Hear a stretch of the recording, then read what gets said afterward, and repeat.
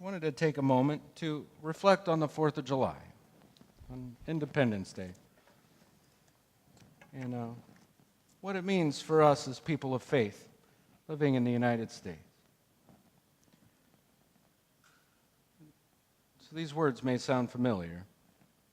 We hold these truths to be self-evident, that all men are created equal, that they are endowed by their Creator with certain unalienable rights, that among these are life, liberty, and the pursuit of happiness, and that to secure these rights, governments are instituted among men, deriving their just powers from the consent of the governed, that whenever any form of government becomes destructive of these ends, it is the right of the people to alter or to abolish it, and to institute new government, laying its foundation on such principles and organizing its powers in such form as to them shall seem most likely to affect their safety and happiness.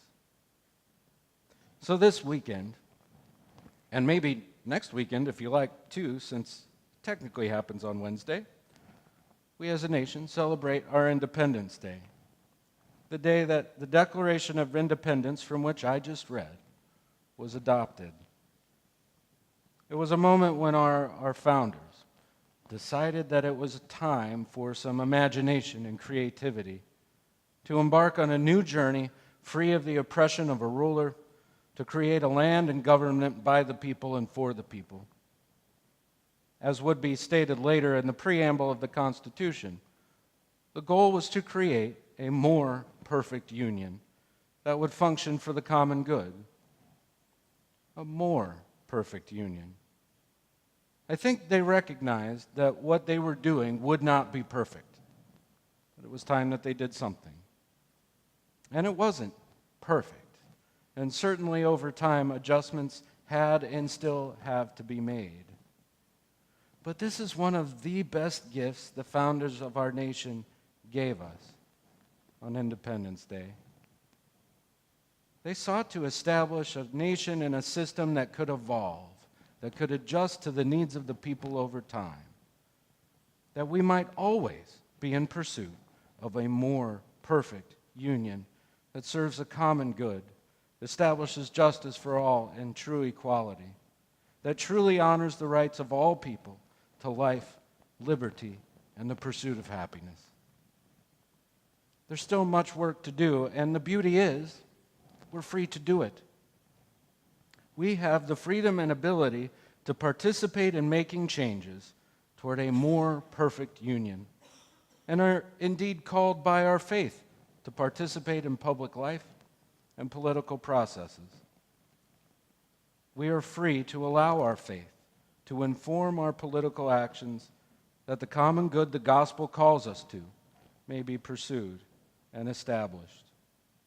This weekend's activities around the country seeking a more just immigration system are a prime example of such action that for many is rooted in their faith. Now, very soon in August and November, we'll all have opportunities to vote in elections on multiple levels of government. And I encourage you to educate yourself on the issues and the candidates and to vote your faith and your conscience in pursuit of a more perfect union. This is a gift given to us by our forefathers, and it's a gift maintained by all those who've defended it over these 242 years, and a gift that we ought not take for granted. So today when we pray, let us give thanks to God for the gifts of creativity and imagination, of courage and love that began this American experiment so long ago. Let us give thanks for those who have dedicated their lives to upholding it for all these years. And let us give thanks for the gifts of creativity, imagination, courage, and love that continue to move through our country in order to, in the words of Whitney Young, help her live into her ideals. So happy 4th of July. Amen.